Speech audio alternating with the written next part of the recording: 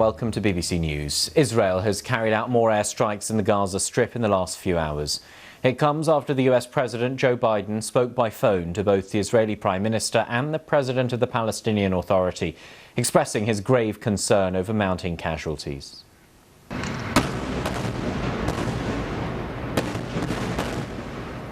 These are the latest pictures from Gaza. It's understood that 3 Palestinians were killed and many others were injured.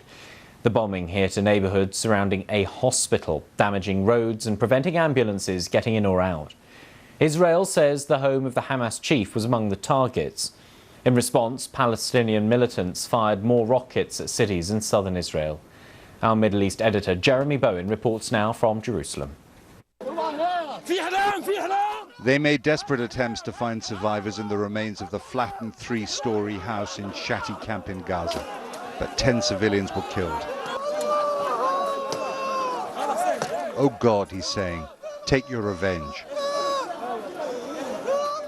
Mohammed al-Hadidi lost his wife and 4 small sons. Only his 5-month-old son Omar survived with a broken thigh. His mother, Suhaib, was buried with her 4 dead boys and with her sister-in-law and 4 of her children. Suhaib had been visiting them for the end of Ramadan holiday. A journalist from the American news agency, the AP, pleaded with the Israeli military for time to get equipment from their Gaza office. But after a warning to evacuate, the building, also used by Al Jazeera TV, was destroyed. Israel said its other tenants included Hamas. Both news organizations condemned the attack. A Hamas missile killed an Israeli man in his 50s in Ramat Gan near Tel Aviv. He didn't get to the shelter like his neighbors. We waited about a minute inside the safe room and then went out in the living room, the bedroom, everything was shut. Hamas said the attacks on Israel would continue. Palestinians in Jerusalem commemorated what they call Al-Nakba, Israel's independence in 1948. In that war, more than 700,000 Palestinians fled or were expelled, which for these people is the original sin in this conflict. You can't blame Hamas for attacking or throwing some small rockets. Israel has Small rockets, they killed someone today. How many are killed now in Gaza? This is Sheikh Jarrah, still simmering with anger after Israeli settler groups and their lawyers tried to evict Palestinians from their homes, which helped ignite this crisis.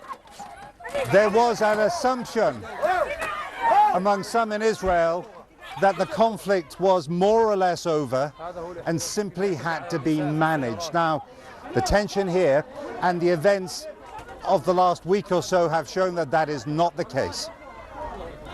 The truth is that all the hatred, challenges and dangers that have blighted the lives of generations never went away.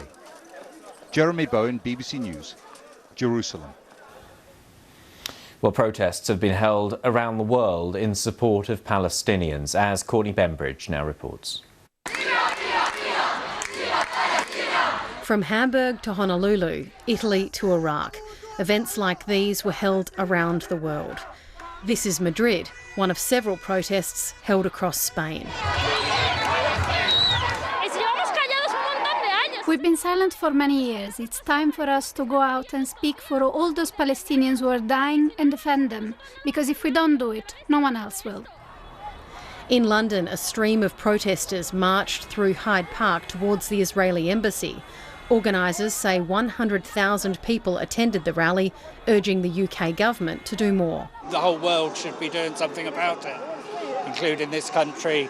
America should be doing more than just sending an envoy. I think it's the cause that it goes from one generation to another generation until Palestine is free. In Paris, police used tear gas and water cannons to try to disperse the crowds.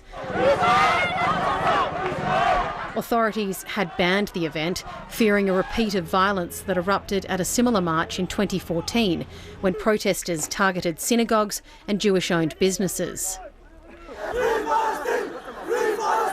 German police also tried to disperse protesters after thousands gathered in Berlin. There were widespread protests in Arab countries too, including Lebanon, Iraq and Tunisia.